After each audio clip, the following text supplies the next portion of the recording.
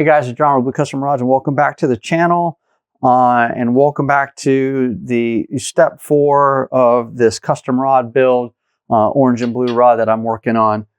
And today, what I wanted to just kind of highlight, is the next steps that I would take in building this rod after adding the forend or the foregrip and the winding check as I did in the previous video.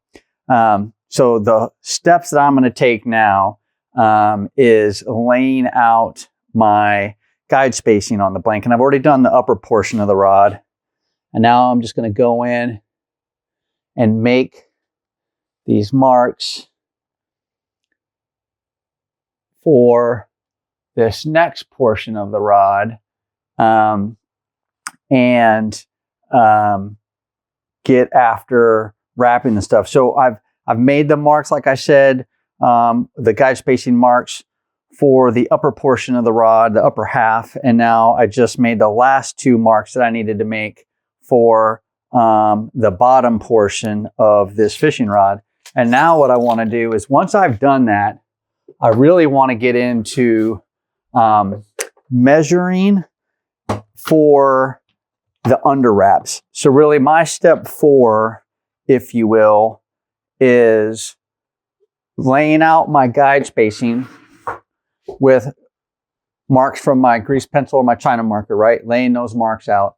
And then once I've laid all those marks out, because I'm going to have an underwrap on here, I want to measure for my underwrap. And so since this is the first guide, and these are turbo boat guides that I'm using with the with the blue ring on the inside.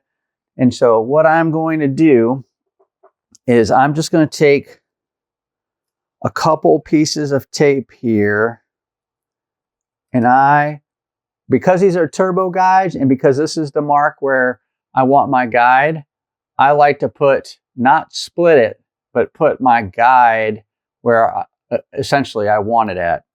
And that's in line with that mark there. So I'm not trying to be super accurate with just where this guide is sitting on here, but for right now, I'm making sure that it is accurate on where I want it to sit at on that China marker. And then what I'm going to do is I'm going to make a mark here.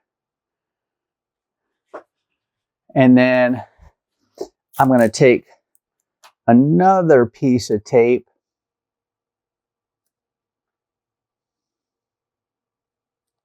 I'm going to remove that piece. And then I'm just going to wrap this tape around. Now, essentially what I've done is I've made a mark. I want my underwrap to go as high up as this piece of tape. Now, what I could do for any other guide is do the same thing here. This is just how I measure it. I put a piece of tape here because I want the wrap to go down to this mark here. So then I can wrap another piece of tape. I can do that. Or if I want the underwrap to go from the winding check all the way up the blank underneath here, then I really don't need to have a mark here if I'm going to run that constant roll underwrap, if you will, all the way up to keep that one theme going. And I'm really not quite sure on what kind of decorative wrap I want, but I know that I'm doing the underwrap. I just don't know how far down right now I'm going to want this underwrap to go. I could just go to where I need it to go, and then I can figure the rest out later. That's always doable. But if I want one continuous wrap from the winding check all the way up through the top part of this, I don't want to do that, right? So I just need, to have some self-reflection here and really figure out what it is I want that decorative wrap to look like. So for right now, I'm just going to stop with this guide and this underwrap right here. I'm going to put this guide away really quick. And then what we'll do the same thing here on the second guide, but I'll show you exactly now what I'm talking about because I know what I want that one to look like, right?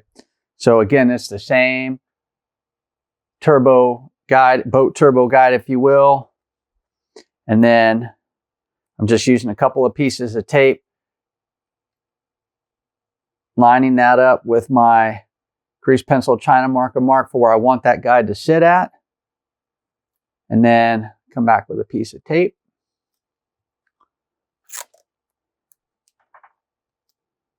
And then that's where the bottom of that is going to go. And I'm going to move this over here.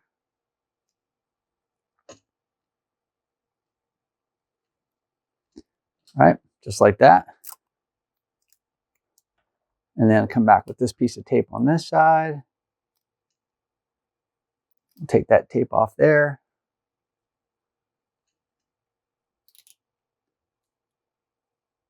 Bingo. And then now I'll take this off. I'll put the guide away. Don't want it falling down and disappearing on me. And then I'll just take my sweatshirt there. I'll move that China mark, if you will. Then I want to come in and lay down my underwrap. And for my underwrap, I'm going to use the size B hidden unwrap. I love this thread. The bad part about this is you can't buy this thread anymore. This thread does not exist. And so as I only use this on special occasions, and I feel like this rod is a special occasion. So the customer that's getting this rod, I feel getting a little lucky. He's getting some thread that you can't even buy on the market anymore. So I'm just going to cue up this thread on the wrapper.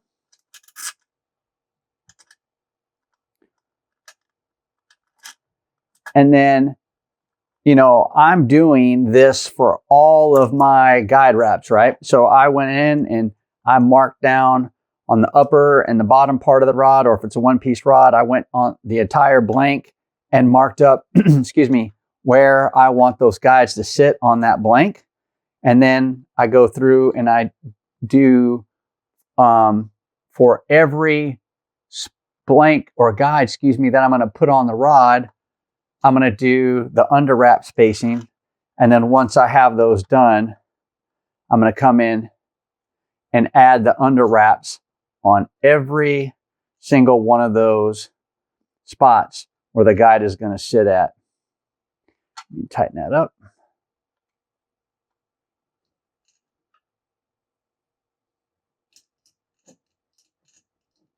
There we go. And then I'm just going to continue that all the way down for that underwrap. And this is what's great about this hidden wrap. You can see the design that's coming out of there and why I like it so much. But again, it's hard to get.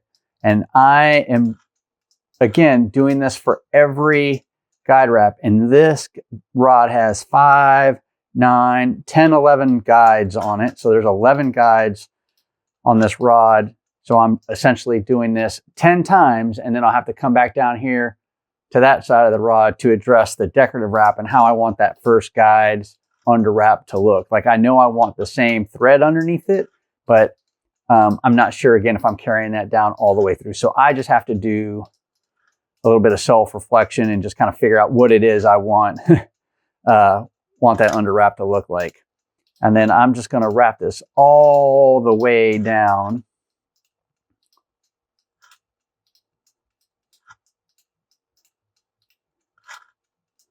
So the, I know I've been asking in the video, and I know I've been getting some responses, and I've been hesitant to fully answer, but I've been asking everybody, you know, an orange custom painted rod with blue components.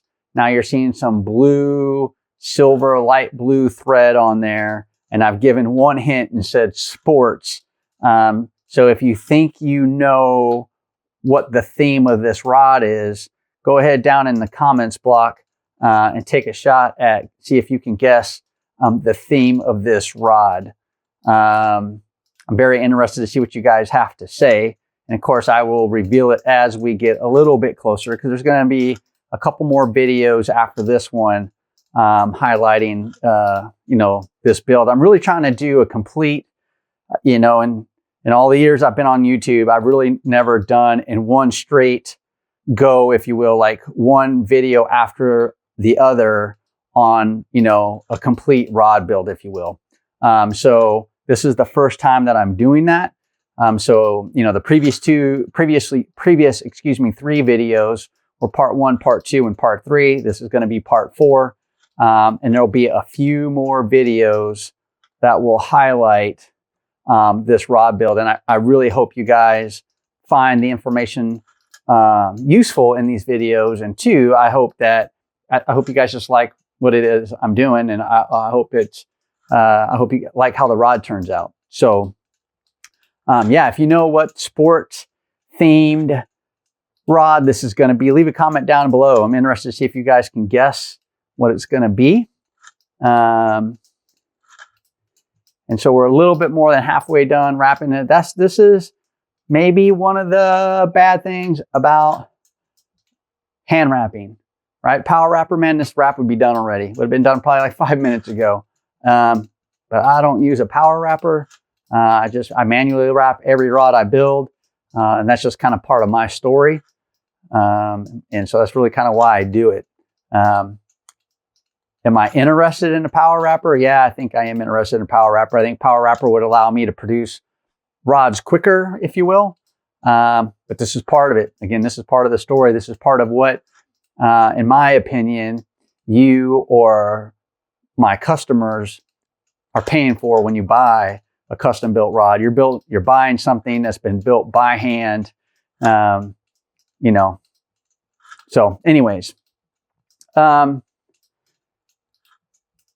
so we're almost done with this underwrap. One of the things I want to point out as you see that I'm doing this, this is a bone burnishing tool, if you will, and you can see that I'm holding it, and you can hear I'm not hitting this really hard on the blade, but you can hear that I have this burnishing tool touching the edge of the thread as I spin this thread around. Why am I doing that? One, I want the thread to be packed tight when I'm wrapping it, so that's why I do it. And I add just a little bit of pressure with my finger right here. That's all I'm doing. But the big thing I'm trying to show you here is, look, this is a custom painted rod. It is a very well done custom painted rod. Again, Backbone Custom Rods, the guys that painted this for me, they do a great job. The rod has got clear coat. You know, the paint has got the clear finish on top of it, so the rod is protected.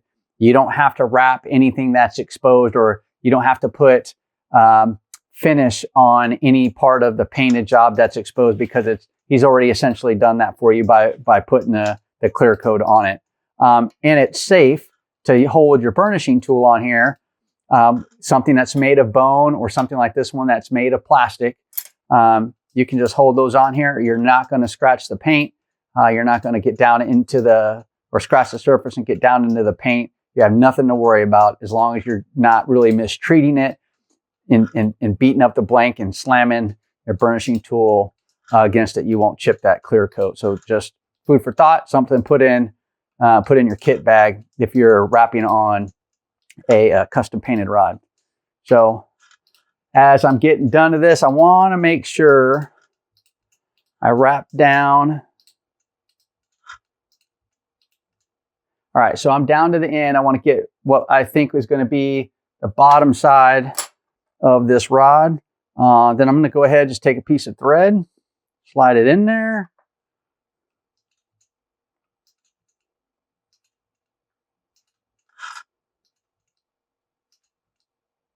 One extra for good measure. There we go. And then what I'll do, I'm going to come back